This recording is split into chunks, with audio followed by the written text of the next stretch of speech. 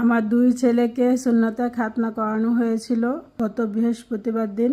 আজকে ওদের 1 সপ্তাহ পূর্ণ হয়ে গেছে।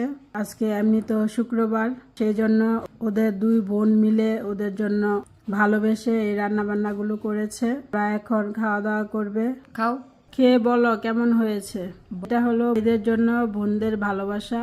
আমার দুই মেয়ে মিলে ওদের জন্য সকাল থেকে কষ্ট করে এগুলি রান্না করেছে।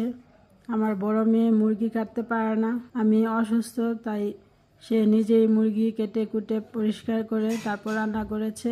এগুলি হলো আসলে বোনদের ভালোবাসা। বোনদের ভালোবাসার কোনো সীমা হয় না। আমার দি ভাইরা আস্ত মুরগি রান্না করেছে আমাদের জন্য, একটা সারপ্রাইজ আমাদের জন্য। আমরা ভাবতেও পারি নাই। খাও খাও। তোমাদের জন্য রান্না করতে হবে। সবাই লাইক, কমেন্ট, শেয়ার করে গ্রামীণ হ্যাসেলের পাশে থাকবেন। ইউটিউব চ্যানেল সাবস্ক্রাইব করবেন। আল্লাহ হাফেজ।